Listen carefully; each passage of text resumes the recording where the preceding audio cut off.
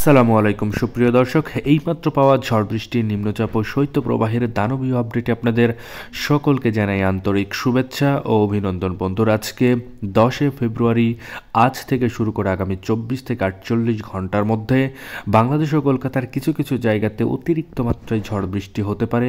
এছাড়াও বঙ্গোপসাগর উত্তাল থাকবে আগামী 24 থেকে 48 ঘন্টার মধ্যে।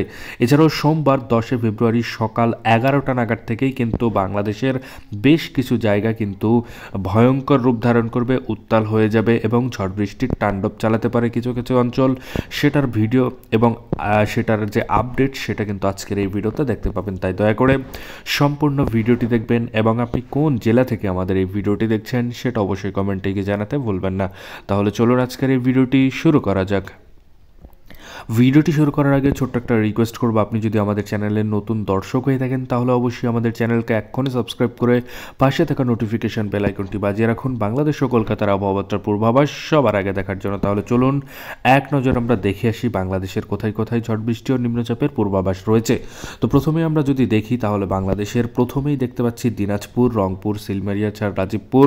এছাড়া আমরা দেখতে পাচ্ছি ছড়াঘাট, পীরগঞ্জ, বিরামপুর থেকে শুরু করে মহাদেবপুর এবং বাহাদুরবাদের আশেপাশে। এছাড়াও আমরা দেখতে পাচ্ছি নালিতাবাড়ি, ফুলপুর, বাঘমারা, নেত্রকোনার কিছু কিছু জায়গাতে পর্যন্ত ঝড় বৃষ্টির তাণ্ডব চালাতে পারে সকাল 11টা নাগাদ। অর্থাৎ সকাল 11টা নাগাদ থেকেই এই জায়গাগুলো কিন্তু অতিরিক্ত মাত্রায় ভয়ঙ্কর দানবীয় আকার ধারণ করতে পারে।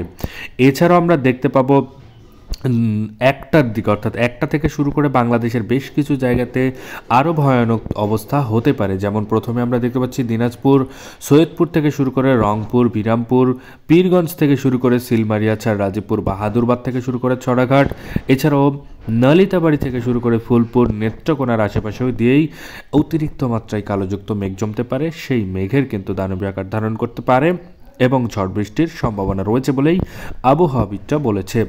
এছাড়াও আমরা দেখতে পাচ্ছি কলকাতার কিছু কিছু জায়গাতে হালকা থেকে ঝাপসাযুক্ত আকাশ থাকতে পারে। ঝড় বৃষ্টির সম্ভাবনা খুবই কম বলেই আশঙ্কা করা যাচ্ছে। তো প্রথমে আমরা দেখতে পাচ্ছি চন্দননগর, কলাঘাট, কলকাতা, হলদিয়া, গঙ্গাসাগর, হলদিবাড়ি, জলেশ্বর, এই জায়গাগুলোতে হালকা থেকে মাঝারি ধরনের ঝাপসাযুক্ত আকাশ থাকতে পারে। ঝড় বৃষ্টির কোনো সম্ভাবনা নেই বলেই আশঙ্কা করা যাচ্ছে। এছাড়াও আমরা দুপুর 2টা-3টার দিকে যদি দেখি তাহলে 3টার দিকে লাখাই থেকে শুরু করে মৌলভীবাজার, সিলেট, মাদান, কিশোরগঞ্জ, ময়মনসিংহ, বাগমারা, সরিষাবাড়ি থেকে শুরু করে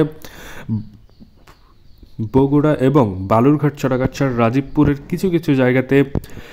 এছাড়াও আমরা দেখতে পাচ্ছি বিরামপুর, পীরগঞ্জ, সিলমারিয়া, রংপুরের আশেপাশেও কিন্তু হালকা থেকে ঝাপসাযুক্ত আকাশ থাকতে পারে। ঝড় বৃষ্টির সম্ভাবনা খুবই কম বলেই আশঙ্কা করা যাচ্ছে।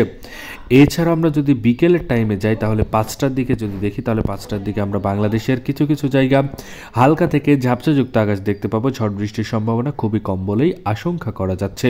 তবে বাংলাদেশের 5টার দিকে সোমবার 10 ফেব্রুয়ারি 5টার দিকে আমরা দেখতে পাবো বাংলাদেশের বেশ কিছু জায়গা ঝাপসাযুক্ত থাকতে পারে। যেমন মাদান, ময়মনসিংহ থেকে শুরু করে আমরা দেখতে পাচ্ছি বিশামপুর, সিলেট, মৌলভীবাজার থেকে শুরু করে ছড়াঘাট, রাজীবপুর, রংপুর থেকে শুরু করে আমরা দেখতে পাচ্ছি পীরগঞ্জ, বিরামপুর এবং সৈয়দপুর, রংপুর, সিলমারিয়া থেকে শুরু করে লালমনিরহাট, জলঢাকা, দেবীগঞ্জ, ঠাকুরগাঁও এবং পঞ্চগড়ের আশেপাশে হালকা থেকে ঝাপসাযুক্ত আকাশ থাকতে পারে। ঝড় বৃষ্টির সম্ভাবনা খুবই কম বলে আশঙ্কা করা যাচ্ছে। তবে কোনো কোনো জায়গাতে ছিটেফোঁটা বৃষ্টির সম্ভাবনাও আছে বলেই আশঙ্কা করা যাচ্ছে।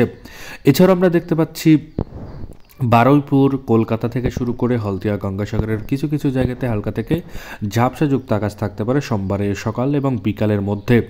এছাড়াও বাংলাদেশ ও কলকাতার আবহাওয়ার পূর্বাভাসে এতটুকুই ছিল এবং মঙ্গলবার এবং বুধবারের আপডেট যদি আপনি সবার আগে দেখতে চান তাহলে অবশ্যই আমাদের চ্যানেলকে সাবস্ক্রাইব করে সাথে থাকবেন। ধন্যবাদ সবাইকে ভিডিওটি সম্পূর্ণ দেখার জন্য।